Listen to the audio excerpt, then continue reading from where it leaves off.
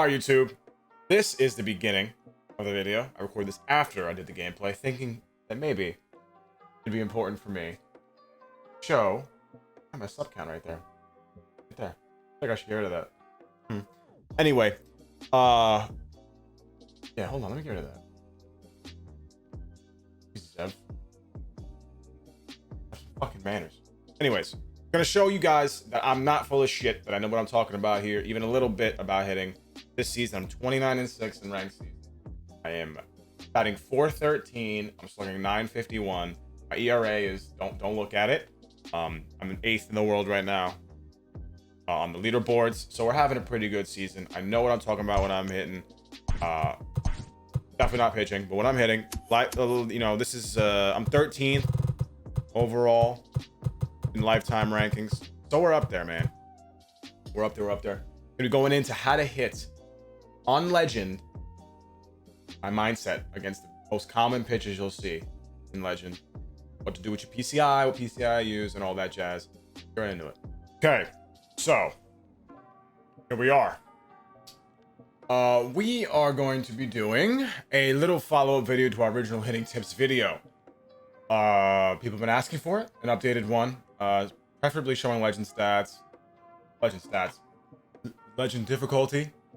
I'll be talking about what I mean, it's pretty obvious on how to hit good in this game, right? Hit well. Track the ball with your PCI. You have good reaction time. You pick up the ball out of the hand, what pitch it is, and you fucking hit it and you smash it. Duh. But I can't help you with that. What I can help you with is my thought process in terms of what I do before I hit, and as the ball comes in, talk about my PCI, what I use, why I use it, blah blah blah. We'll get into that. If you see, I'm using Starfighter PCI with the altitude inside and 80% cyan. I just got robbed there horribly. But if you just saw what I just did there, I move my PCI around slowly, right? Slowly in a circle, clockwise and counterclockwise, to get the entire circular motion of the analog stick down so it feels natural, and almost rhythmically track Kluber's motion. I'll explain what I mean by that. So if you watch, I'm doing this, moving it around, kind of like I'm hovering with it. Watch, follow his motion. It's slow. Boom. So you want to follow the motion of Kluber in the sense that he's going slow and he's building up, and it's sort of like he's moving around. I like to match those movements with my PCI and follow it upwards. If I keep it rigid like this, that's when you have the instinct to try and do this. A quick flick. That's when you miss it. That's when you have those weird swings, right? Where you like you feel like you're jolting too quick to the ball and you're missing it by a margin. Now, if you keep steady and you keep your finger loose by doing this, barely on the analog stick, in this case, barely on my control freak, it feels a lot smoother when hitting. I'm getting robbed, by the way, by the defense. Using Mickey Mantle here with custom rosters versus Kluber, just to show you. I was a little late on that one, but look at the PCI, it's around there. Not always going to be perfect, but with this mindset, you'll be ready for every pitch. With this kind of circular tracking, all right, bad example, you'll be able to, in theory, track the slurve because it's kind of moving in the same way that you're moving this, and also be able to follow the sinker as it comes in. You know what I'm talking about?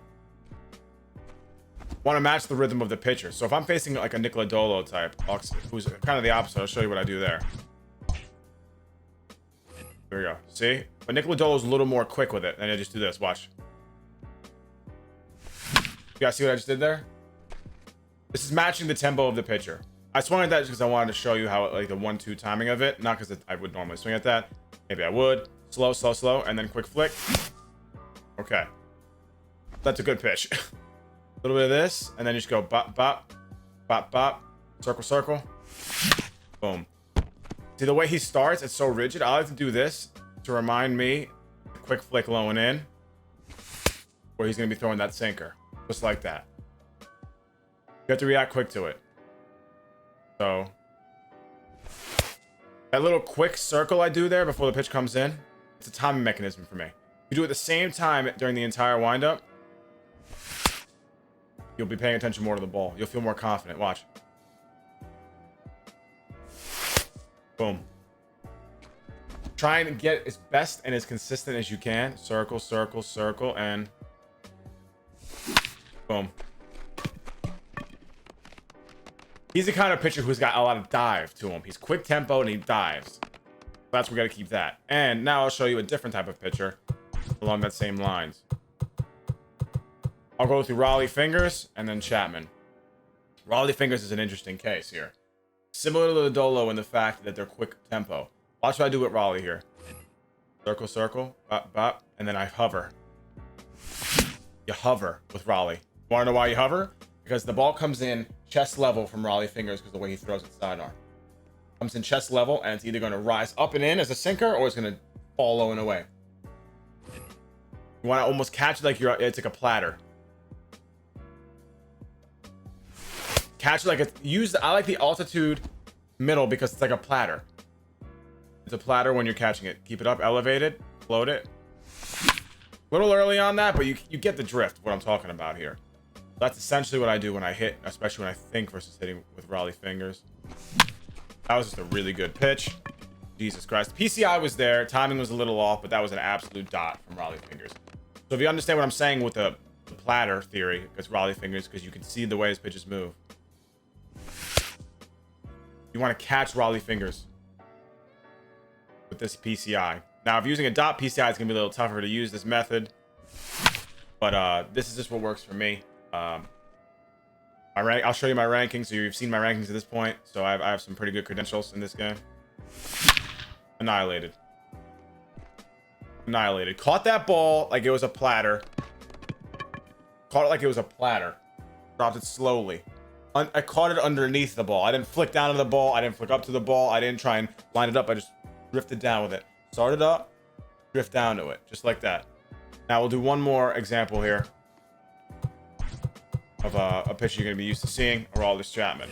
This is a little bit different. So if you see this Chapman, this is the new Chapman, 97 Chapman. So it's a little bit different than the one that you have to worry about live series, which I think is better. Chapman has two fastballs that are really, really hard. It's four-seam and a sinker. 97 one does at least. You're gonna want to have that same. You're gonna want to have a quick little mini circle motions and then jolt down, jolt up. That's gonna be the wave with Chapman. He throws too hard to do the Raleigh Fingers catch technique. You're gonna have to have small circles and small drops, small movements. You're never gonna catch Chapman's pitches anywhere in the zone. Maybe up with a flick. Flick is going to be easier because it's straight up. You flick to the top and you'll be able to catch it. Anywhere else, that flick method is not going to work. You're going to have small circles, small movement. Watch. See what I'm talking about? Here, right, against Aroldis Chapman, you're going to have small little circles.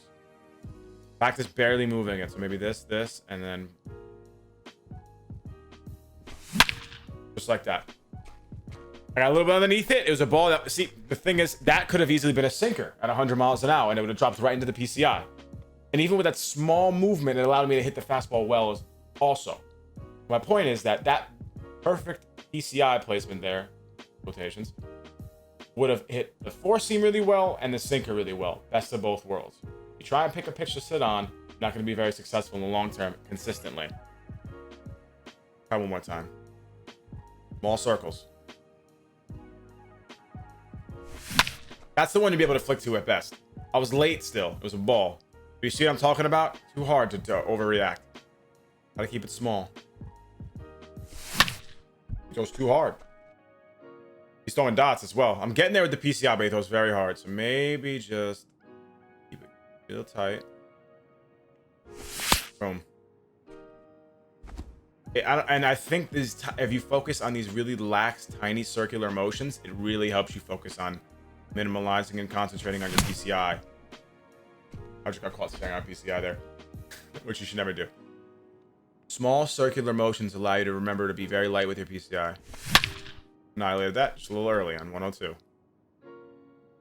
Never want to be like this. Ain't gonna work. He's throwing dots. But if these are, more of the plate, or if they were sinkers, these balls get crushed. Either way, it's not gonna be easy to hit Chapman. But if you focus on just making ever so slight contact with Chapman's pitches, they're gonna go very far.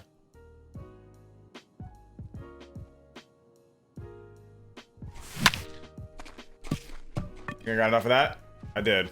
Just like that. little late on it, but I was able to get down there because I was able to concentrate on minimal motion with the PCI. That's how you hit Chapman. So that's all I got for you guys. That's all I got for you right now. If you, oh my God, really? If you guys enjoyed this new and improved hitting tips video, hitting tips number 2.0, leave a like, comment what you want me to do next in these type of videos, other than gameplay videos, what kind of skill videos you want me to focus on. Sub, turn that bell on so you know when I post more. And that's pretty much it, man. So until then, I'm out this bitch. Bye.